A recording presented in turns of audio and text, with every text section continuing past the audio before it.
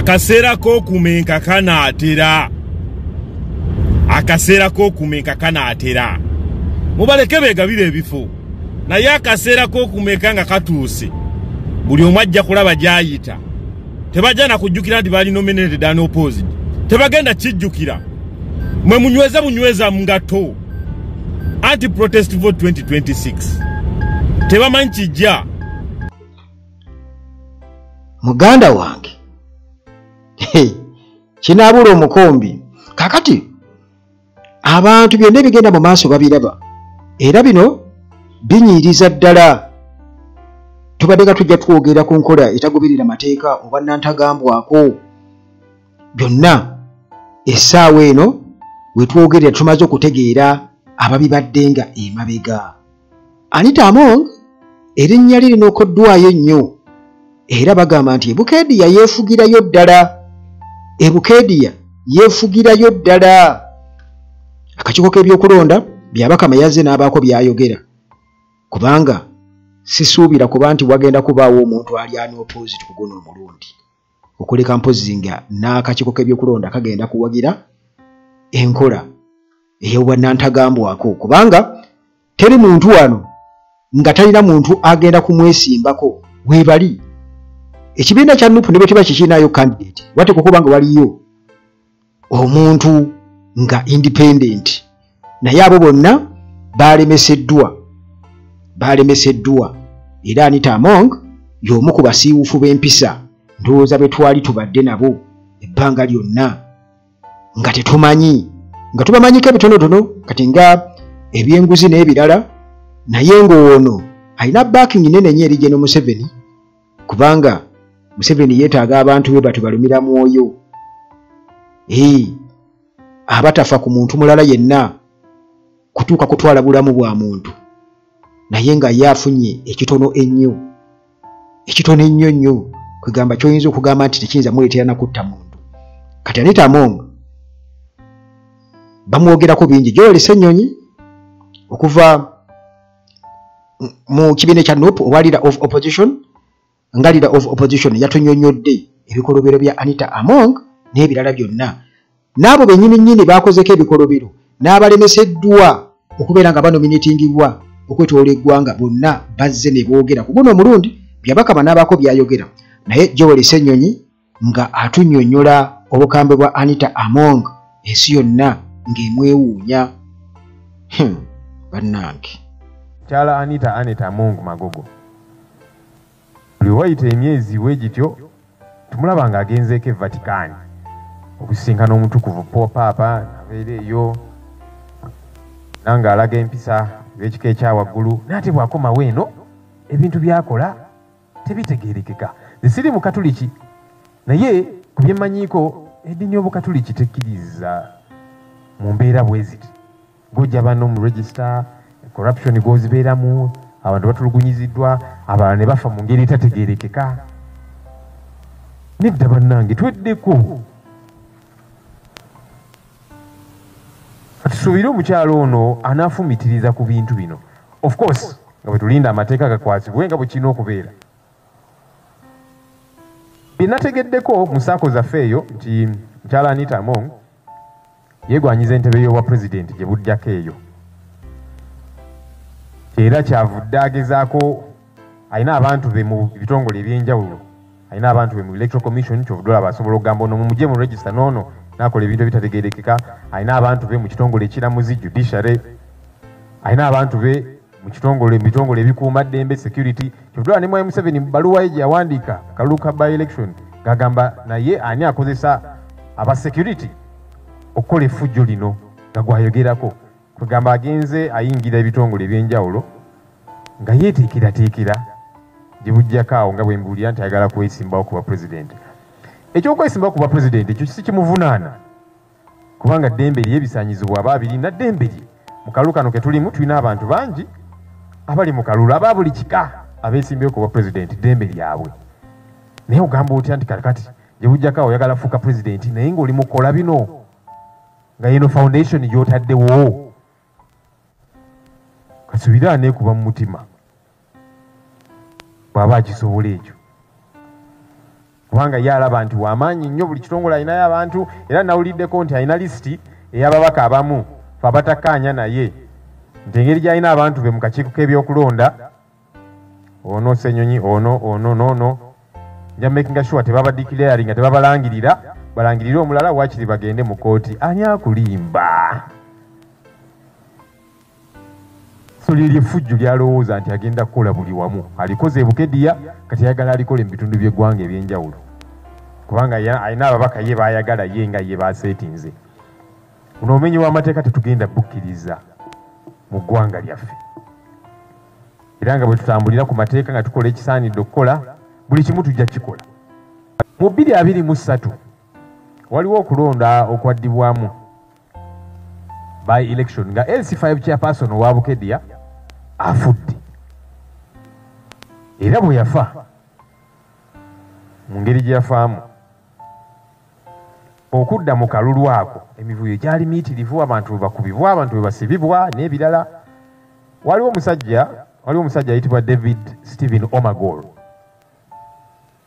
yavaayo neesimbawo ku bwannamunigina ne bamugamba nti abanene Bukedya sipiika n'abalala biveeko n'agamba nedda nze njagala kwesimbawo ddembe lyange omusajja oyo baaluma amaka ge abapoliisi kuba byonna biri ku record era bali mu kunoonyezebwako abapoliisi ne bagenda n'abayaaye era n'abapoliisi abo baali 3 bakyanoonyezebwako ne babba ssente wuwe ne bazitwala ne nomination papers zonna ne bazitwala mu June omwaka ogwo gwennyini ng'agenze kakiiko k'ebyokulonda ku ofiisi zaabwe ez'e Bukedya ku ofiisi za Electoral Commission e Bukedya agayaaye agapange ne gajja ne gamukubaakuba ng'abakozi ba Electoral Commission ne batunula ba returning officer baani we bali awo batunula n'abapoliisi we bali awo batunula ngeri y'obumenyi bw'amateeka ono omwami omu mu kalulu ak'ekisanja ekiwedde kubanga ze atambula ye nga tabawagira basipiika n'abalala ate nga ddembere enewe nga ye yeesimbawo ku bwannamunigina amaka ge gaalumbibwa maama we n'attibwa agayaaye era ne kaakano tebafunanga bwenkanya ono mwami omu ono by election eyali e Bukedya nalaba ne Mwai Museveni ng'awandiisa ebbaluwa n'agamba buno obubbi obululu okutulugunya abantu n'ebirala ekigambo kye yakozesa mu bbaluwa ye yagamba nti eno eringa sineema eringa movie Mwai Museveni nga yawandiika bw'atyo gavumenti ye bulijjo yeetaba mu kubba ssente y'omusolo okubba obululu naki naye yagamba nti kati ekiri e Bukedya ate kyo kisusse naye ne bimusobera yabiteeka mu bbaluwa kati twebuuza Bukedya eno lwaki eringa North Korea abantu babeera mu kutya batiisibwatiisibwa abamu ne bafa n'ebirala bwe bityo ku lwaki Yeri Museveni ng'olwo agezaako okwefuula nti ye tamanyi naye abeera amanyi abeera abimanyi ebigenda mu maaso kubanga anita munne nnyo kubanga waliwo ono simanya Anderson Bulola eyali akaayukidde sipiika ku byenguzi mujjukira bulungi nnyo n'asibwa yatutegeeza nti Museveni ne Among balina enkolagana y'amaanyi kakati era Museveni okakasa ekyo yavaayo n'abaakinga Anita Among mu byonna ebikolobero bye yakola n'ebintu byonna ebiri ivo bye yakola mu bubbi n'ebirala byonna n'abisapootinga n'agana ne Bukedya ne bakola byonna mu kumuwagira naye byabwe private life yaabwe obuuli awo naye kwegamba tubadde nga tujja tunoonya twagala okusingolingayo abantu abo kubasongamu olunwe nti ono ate nga tetuwaayiriza abajjize nga bakola ebikolobero muhoozi olwedde amanyikiddwa tokya kyemba agirina wansi mu basement ye era ye kenyini neyewaako obujulizi oyo tewali kubuusabuusa kati Anita Among obusungu buno bwalaga ku bantu abamwogeddeko n'abasibisa n'akola ati atakomaawo n'okubeera nti abamu ayagala abagobe mu palamenti owulidde kati alina ababaka bayagala ono akakiiko k'ebyokulonda temubalangirira era nga bwe yakoze bwe mwakirabye yalagidde bulagizi nti kati NRM mu nominatingibwe bano mubaggalireyo ne babaggalirayo bonna. Okitegeera? Kati ekyo tukitegedde ku mulembe guno ogwa Kyagulanyi. Tukitegedde era buli kimu tukitegedde, tugende tubategeera nti no. Nti kaakati akaseera kano nga bwe nkugenda nti akaseera munnaffe bwatutegeeza nti akaseera akakazigizigi kanaatera okukola ki? Kanaatera okutuuka. Tebalina kyakwekwasa, akakiiko k'ebyokulonda tekagenda kwekwasa. Kubanga balina chance. Bwe kuba ng'okulonda kusobola okuddibwamu somewhere.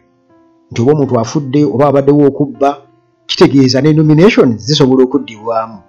Eyo gye beemulugunya. Ne ziddibwamu. Kubanga bw'ogamba tezigenda kuddibwamu kati kyawedde. Nti baasiirinzeewo.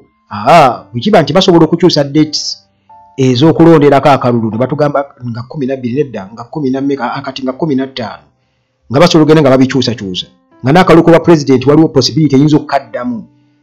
Muganda wange Byabakama talina kyatugamba naye yagezezzaako okubanga annyonnyola gye yasobodde. Tukizudde oba tufunye amawulire nti abamu abeewadde mu kwesimbawo mu programu eyo yasoose wiiki ewedde nti balaze okwemulugunya naye ate we balegera okwemulugunya bagenda mu mawulire kutujja amawulire bakola enkunganda z'amawulire ne bagamba nti simanya kakiiko kakoze biki simanyi kwewandisa batulemesezza. Eyo si enkola entuufu. Amateeka gagamba bw'oba olina kwemulugunya kwonna okukwata ku programu yonna oba process yonna y'okulonda weekubira enduulu eri akakiiko k'ebyokulonda ng'otuwandiikira ng'olambika kiki ekikuluma kiki ekyakulemeseza kuwewandiisa. Naffe tujja kuyita tutunule ku nsonga ye tusalemu.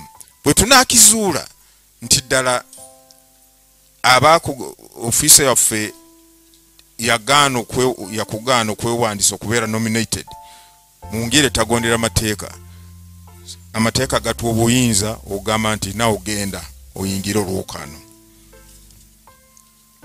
Nawe tukubiriza nti mutuwandikire mwenna abalina ensonga.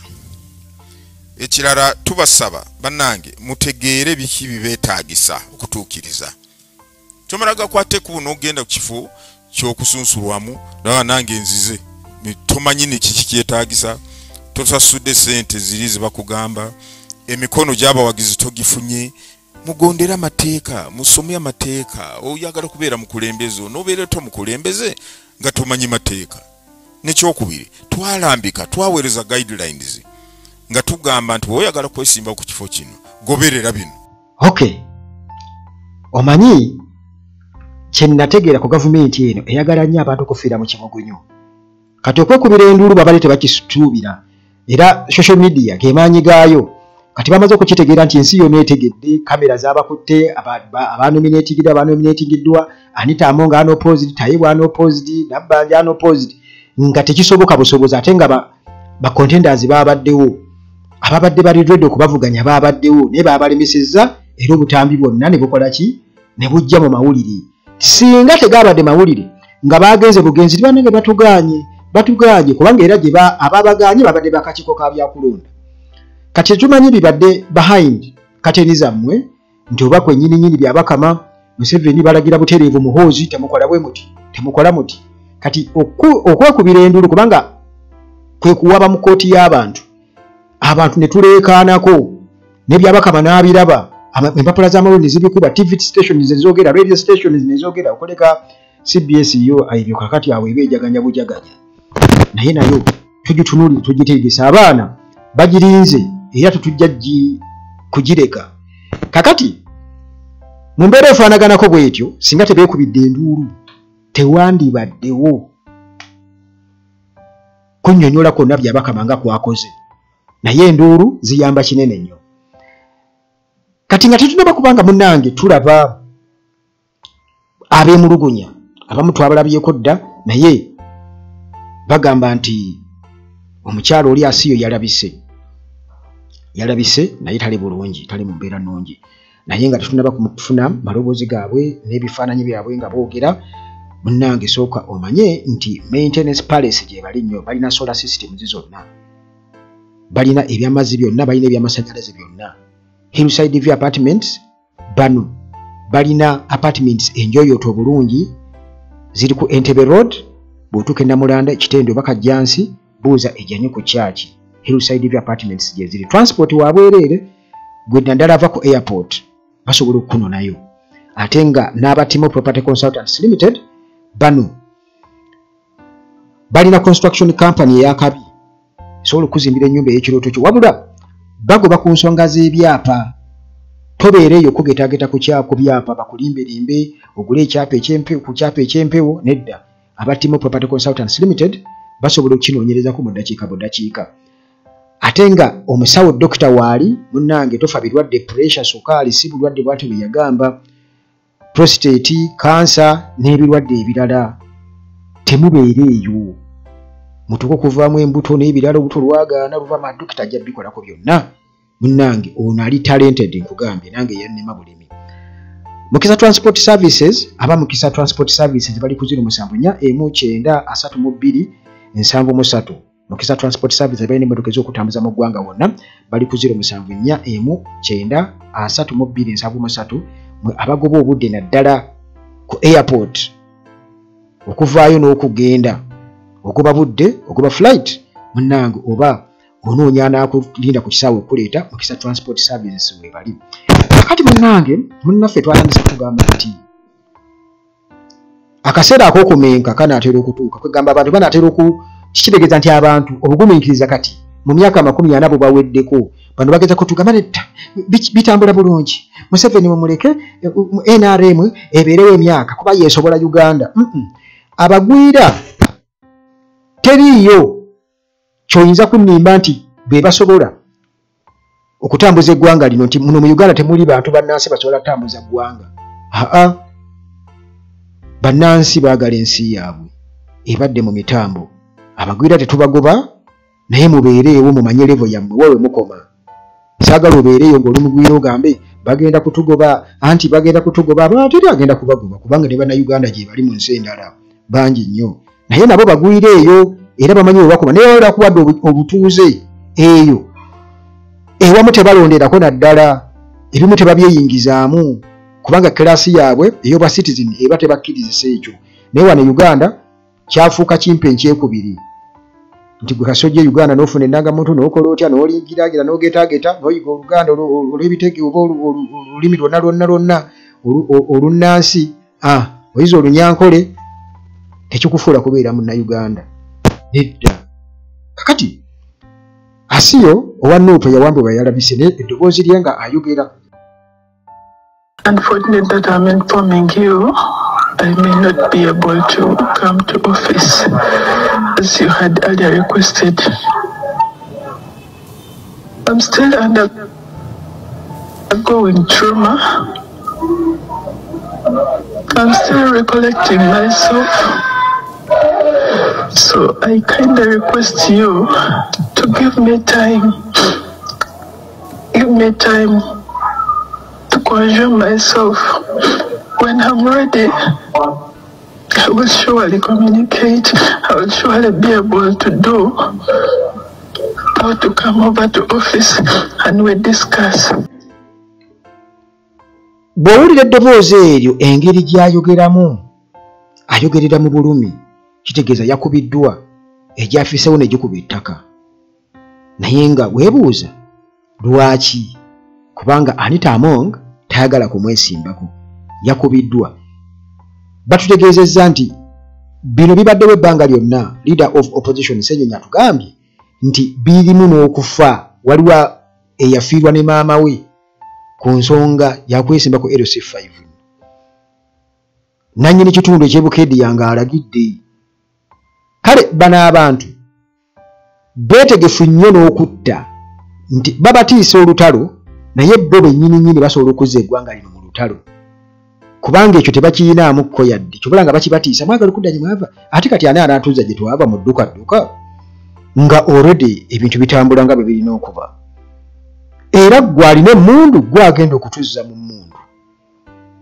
Teri ayinza kutuzza mu mmundu kubanga bannayesi balonze omuntu waabwe gwe baagala, omukulembeze gwe baagala, ewatali kubba ewatali ki. Kakati ate lwaki tugenda mu dduka naye bano ekyo bakikozesa ng'okututiisatiisa mwagala okudda mu dduka mwagala okukola mutya kubanga bo emitima gyabwe beetegefu nnyo n'okutta era y'ensonga lwaki okiraba nti omuntu yenna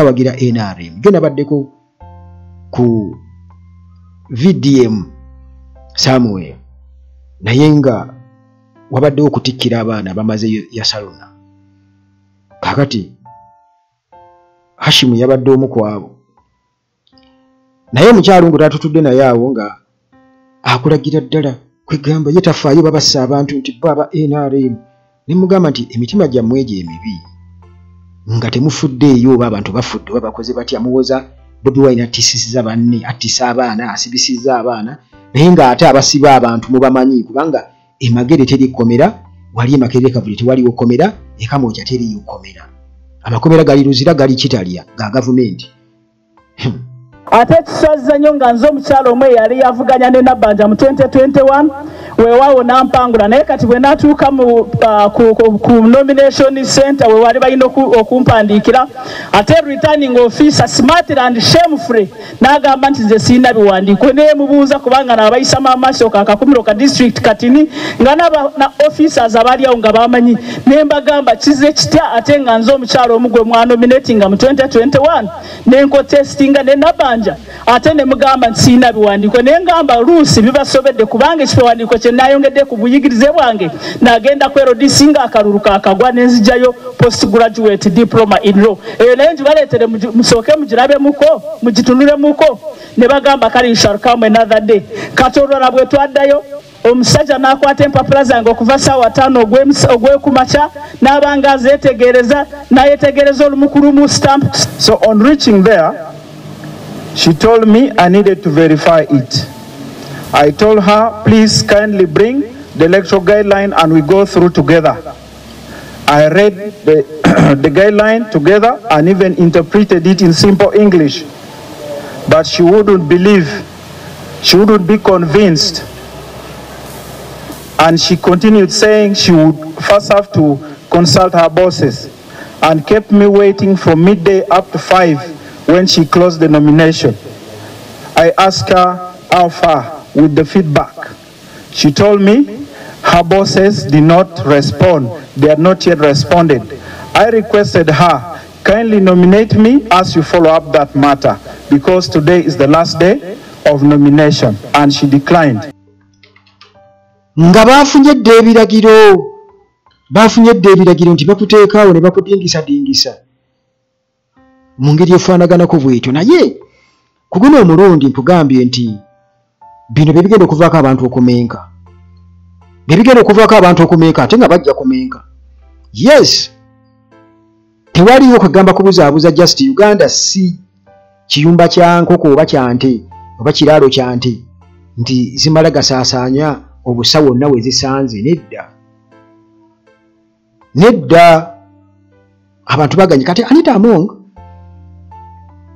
akoze ebikolobero bingi era alina abantu bangi nnyo bazze ng'atuusaako okutiisatiisa abamu balusuddemu akaba naye ekyebuuzibwa nti ku bikolwa bya Anita Among byazze ng'akola ebbanga lyonna ne influence gy'alina kati Among tali yekkajjukira nti alina abalala bangi nnyo batuula ne bateesa Muhoozi Kainerugaba, Anita Among, Nabbanja, Balamu, Museveni n'abalala batuula ne bateesa tubakube ddala akalulu kayinza okubeera akamazima n'obwenkanya naye abamu ku abo abali balowoozezzaako ku bukambe bwa Anita Among atutegeeza atubuulira era kankusiibulire wano kamukulekere.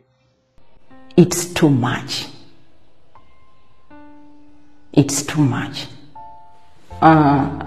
One thing I have to inform the public is about my life, which is being threatened. I'm being told to ask myself where the late Olem Khan is, the LOC5. I was told to ask myself what happened to him and where he is now. And then I was also told that I will not reach 2025 when I'm alive. So I don't know why, because I don't fight anyone. I'm a humble person who is down on earth to my family and to the people of Bukedia. So I don't know why I should be killed. I don't know why I should not reach 2025. So should anything happen to me, these people are answerable, because saying that biting and go back to Parliament, I mean go back to Kampala, what does that mean?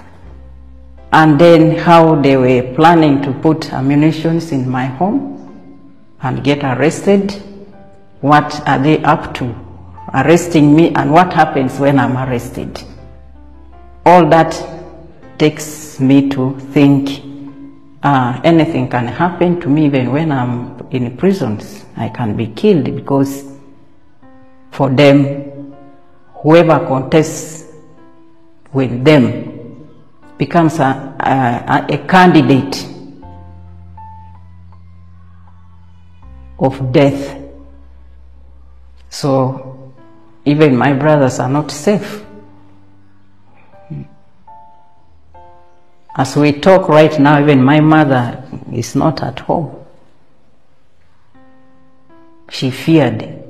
She said, I will be slaughtered.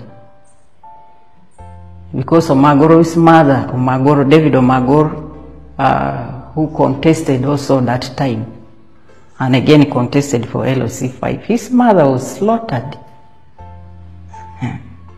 So my mom saying, my daughter, I'm not safe. She took off 2-3 years now, she's not staying home. From the time they blocked my nominations, she took off.